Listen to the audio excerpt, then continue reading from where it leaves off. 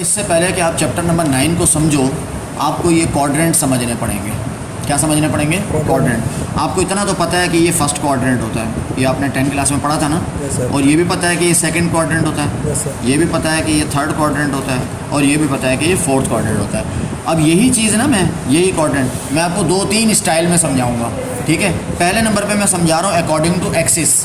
क्या समझा रहा हूँ? According to axis. ये होता है X axis, positive X axis. ये होता है नेगेटिव एक्स एक्सिस, इसको एक्स प्राइम भी कहते हैं। ये होता है वाई एक्सिस पॉजिटिव, और ये होता है नेगेटिव वाई एक्सिस, इसको वाई प्राइम भी कह सकते हैं। इसका मतलब क्या है? ये होता है ओरिजिन। ये क्या होता है? ओरिजिन।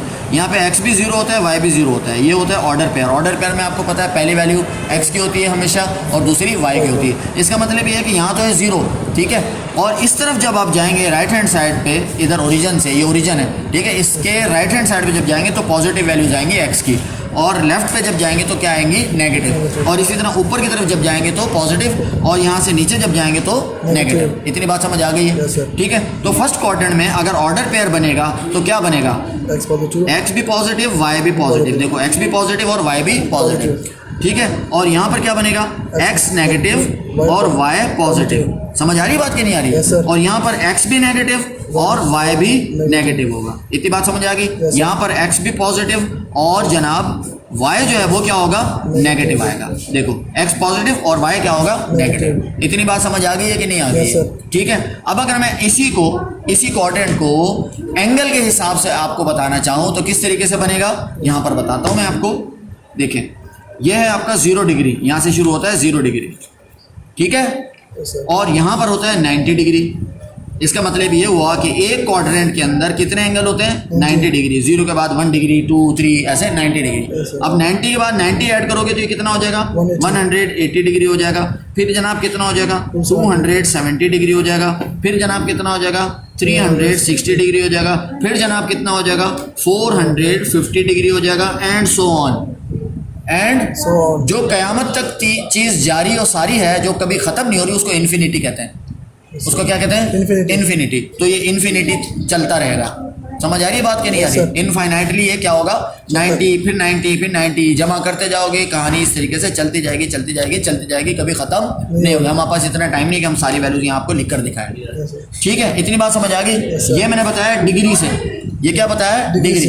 अब इसी को बता रहा हूँ रेडियन से, ठीक है। एंगल को नापने के 2 तरीके होते हैं ना, एक डिग्री होता है और एक रेडियन होता है। तो ये जो है ये तो 0 रेडियन ही रहेगा, 0 डिग्री 0 रेडियन रहेगा। अब इसको मैंने 90 डिग्री को क्या करना है? रेडियन में बनाना है। तो क्या करेंगे? यहाँ पे मैं आपको बता रहा हूँ, 90 डिग्री को आपने रेडियन में करना है तो जनाब इसको आप मल्टीप्लाई करेंगे पाई बाय 180 से, पाई बाय 180 से। अब 91 सा 92, तो इसका मतलब ये क्या हो जाएगा? Pi by 2। 90 डिग्री बोलो या पाई बाय 2 रेडियन बोलो, बात एक ही है। बात समझ आ गई है कि नहीं आ गई है? ठीक है। इसी तरह 180 को रेडियन में चेंज करना है। कैसे करोगे? 180 degree multiply by pi by 180 degree, तो 180 कैंसिल हो जाएगा, यहाँ पर आ जाएगा पाई, ये हो जाएगा पाई रेडियन, ये हो जाएगा 3 पाई बाय 2 रेडियन। अब मैं बता चुका हूँ आपको कि रेडियन में किस तरीके से चेंज करते हैं, ठीक है। और ये हो जाएगा जनाब 2 पाई। समझ आ गई बात कि नहीं आ गई? अब सपोज करो 2 पाई है और उसको आपको डिग्री में चेंज करना है, तो फिर क्या करोगे? फिर आप उलट कर दोगे, 180 ओवर पाई, पाई से पाई कैंसिल हो जाएगा, 2 को 180 से मल्टीप्लाई करोगे तो 360 डिग्री आएगा।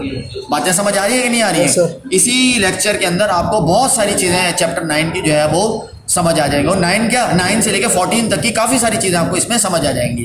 अब जो चीज़ समझा रहा हूँ उसको तवज्जो से समझो। आपको पता है हमारे पास ट्रिग्नोमेट्रिक रेशियोज कितनी होती हैं? 6। साइन थीटा, इसका रेसिप्रोकल होता है कॉसेक थीटा। फिर होता है कॉस थीटा, इसका रेसिप्रोकल होता है सेक थीटा।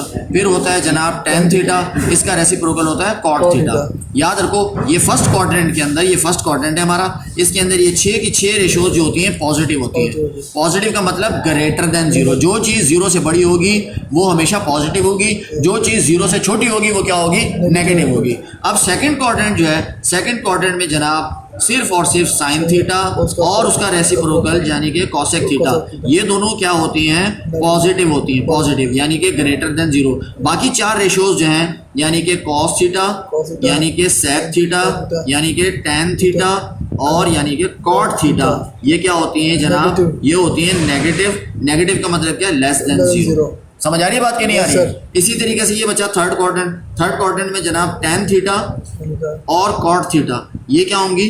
दोनों पॉजिटिव होंगी। Yes, sir. क्या होंगी? पॉजिटिव, यानी कि ग्रेटर देन जीरो। बाकी क्या बचा है यहाँ पर? यहाँ बचा साइन थीटा, यहाँ बचा कॉसेक थीटा, यहाँ बचा कॉस थीटा, यहाँ बचा सेक थीटा। ये चारों की चारों यहाँ क्या होंगी? नेगेटिव होंगी। नेगेटिव का मतलब लेस देन जीरो। यहाँ पर जनाब चौथे क्वाड्रेंट के अंदर क्या होगा? कॉस थीटा और इसका रेसिप्रोकल जनाब सेक थीटा, ये दोनों क्या होंगे?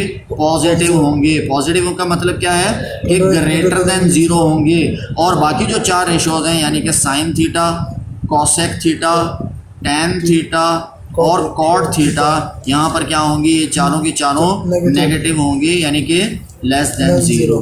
इतनी बात समझ आ गई है कि नहीं आ गई है? हाँ सर।